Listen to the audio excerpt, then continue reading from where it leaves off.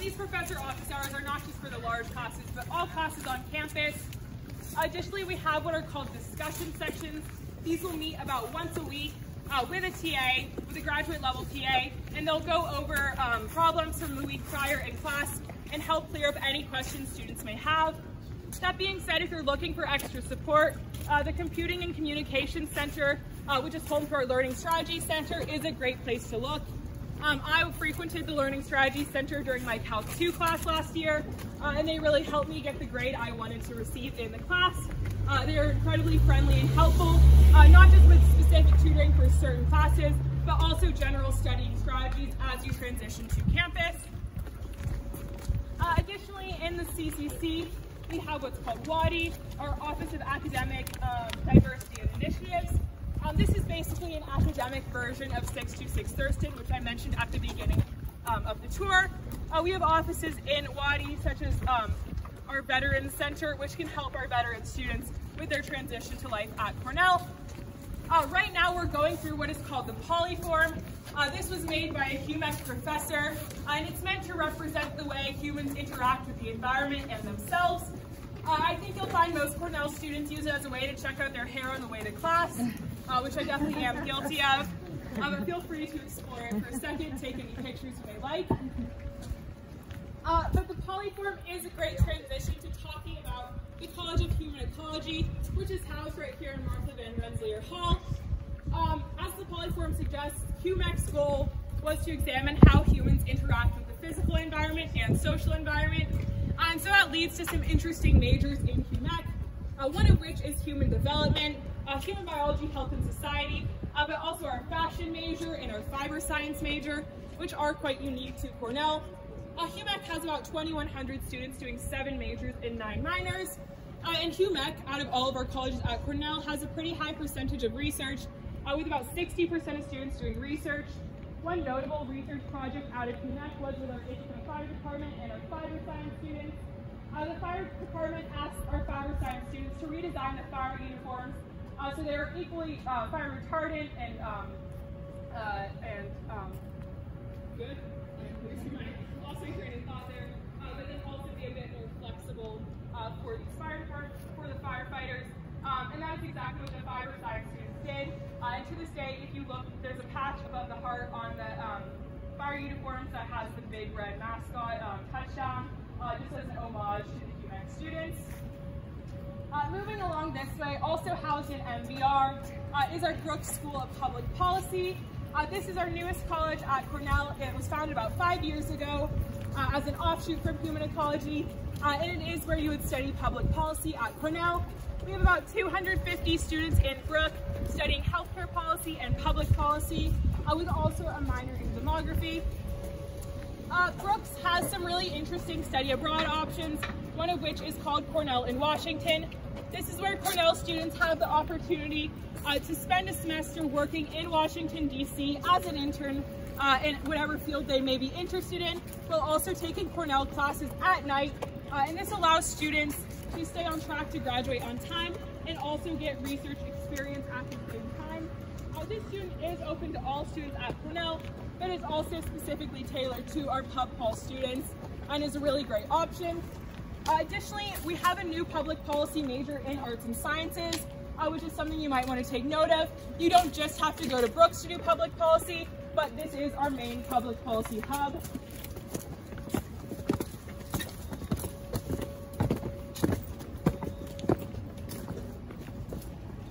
Right now we're walking onto the Cows Quad, but this building over here is Caldwell Hall.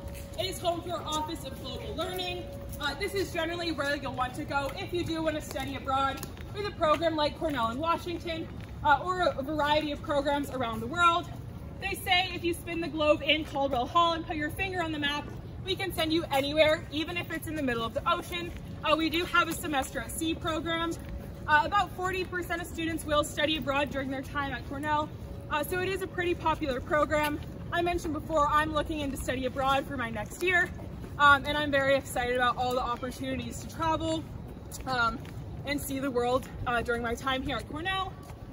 Additionally, housed in the Cows Quad, we have the Einhorn Center for Community Engagement, housed in Kennedy and Roberts Hall. This is where you would like to go if you want to get involved with community service during your time on campus, whether it's creating your own project or getting involved with other community service on campus. A really popular way to get involved is by volunteering at the Cornell daycare up on North Campus. You can take care of the professors' kids to give back to them a little bit for what they give to us. Additionally, we have the E-Hub, or the Entrepreneurial Hub. This is where you would go if you were looking to found your own startup during your time on campus or get any entrepreneurial advice.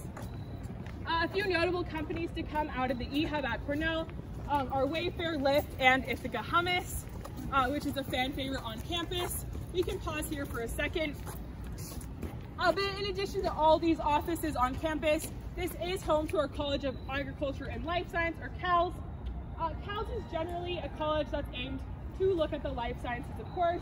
So because of that, you'll have majors like biology, but also some fun majors like viticulture, which is wine, the study of winemaking, plant biology, soil science, a lot of niche programs in CALS, in addition to a marketing major. And this marketing major might seem a little bit out of place, but it is a nod to Cornell's founding. Ezra Cornell, as a founder, understood the importance of not only being able to grow your crops, but market them, and that is why this program is in CALS today. Additionally, as an offshoot of CALS, but in its own college, is our Dyson School of Applied Economics and Management. So Dyson is about 900 students who are all studying applied econ and management, but they have about 11 tracks of specialization they can take during their time at Cornell.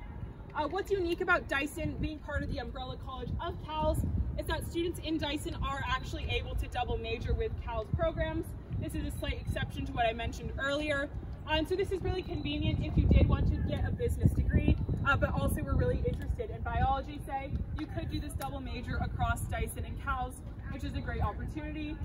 Similar to the marketing major, Dyson is part of CALS because of Cornell's agricultural origins. We can keep coming this way, talk about a few fun classes, a few popular classes in CALS.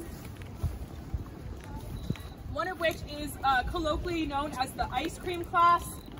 This class studies the production of ice cream from cow to table, and the final culmination of this class is an ice cream making contest where students are put into groups and asked to design their own ice cream flavors. The final is graded by the professor, who walks around with a golden spoon, because allegedly that's the one metal that doesn't corrupt the flavor of ice cream. He'll taste the ice creams, decide which one he likes the best, and the winner not only gets an A+ in the class, but their ice cream is also sold in the Cornell Dairy Bar, which is about a 10-minute walk down this way, and also served in dining halls across campus. The winner last year was called Brewing Community. They have to have a Cornell ton, of course, and this flavor was a tea-based ice cream with some graham cracker and marshmallow mix-ins. I tried it in the dining hall. It was quite good. We're still waiting for the new flavors to be announced though for this coming year, so I'm excited to see what we'll have. Another really popular CALS class is called our wines class. This is where students learn about wine production and wine pairing. What's unique about this class is there's actually a clause in the New York State Constitution that says students can consume alcohol under the age of 21 if it is for academic purposes. So wines is open to all students on campus, which makes it extra popular if you can snag a seat in the class as a freshman or sophomore. But keeping in line with the theme of food and drink, right now we're passing some eateries on campus. As I showed you before, Temple of Zeus in Goldman Smith was one of our eateries. But when you come to campus, all first-year students are enrolled in the unlimited dining plan. This gives students, as it may suggest, unlimited access to the wide variety of dining halls across campus, in addition to giving them 400 Big Red Bucks, or BRBs. These are our dining dollars on campus, and they can be used at eateries like Trillium or Bus Stop Bagels, which we're passing by right now. Cornell dining is highly ranked. We're consistently in the top 10, and most recently have been ranked number 2. But Cornell dining is not ranked. It's not only ranked highly because the food tastes good, but because we're also very accommodating with any dietary restrictions you may have. When you get to campus, if you have a super niche dietary restriction, you're able to work directly with the dining hall staff to create a menu for you. The dining hall I mentioned in Risley earlier is our gluten-free dining hall, so we have lots of options for students on campus.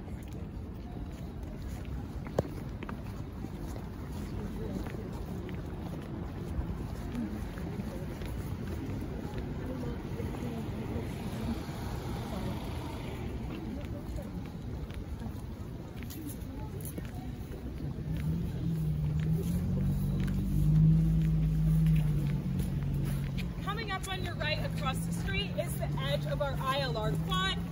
The ILR quad is home to the School of Industrial and Labor Relations. When I came to Cornell, frankly, I did not know what they were studying in ILR, but the way it was described to me and the way ILR was founded was with the philosophy that if you can understand how humans interact with the workforce and workforce in the broader environment, you can really understand anything just because of how foundational work is to our culture and society. ILR has about 2,000 students all studying ILR, and they'll take classes like labor economics, history of labor unions. It's broadly a humanities degree, and a lot of ILR students will go on to law school or finance and consulting. At Cornell, we have pre-professional tracks as opposed to pre-professional majors. And this is really convenient because students aren't locked into one track of classes they have to take, but rather they're paired with an advisor who will make sure they're taking any classes they should take before they go into graduate school. But then they have a bit more freedom. One tour guide who is now in med school was on the pre-med track but was an anthropology major, so he was able to study what he wanted in undergrad while meeting all the requirements to go on to grad school. ILR is also home to our credit internship program. Similar to Cornell and Washington, this allows our ILR students to take a semester off at an internship that is partnering with ILR. This could be at MLB, JP Morgan, or very popularly Disney, because you do get free fast passes. This allows students to get that internship experience while also being granted academic credit so they can graduate on time. We're going to come down these stairs quickly.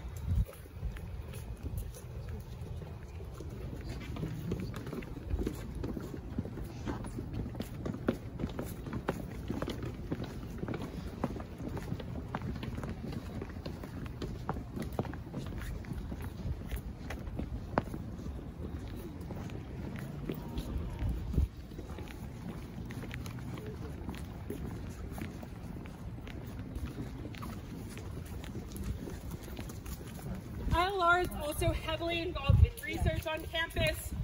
One notable research project, a professor went into the libraries and asked students to deface library books. The professor hypothesized that students would not destroy the library books because that is a bit taboo. However, the students did as they were asked by the professor. The ultimate conclusion from this study is that in the workforce, you should be a bit weary of what your upper management is asking you to do. Not just do it because they're telling you, because the professor concluded people typically will do the desires and wills of their employers.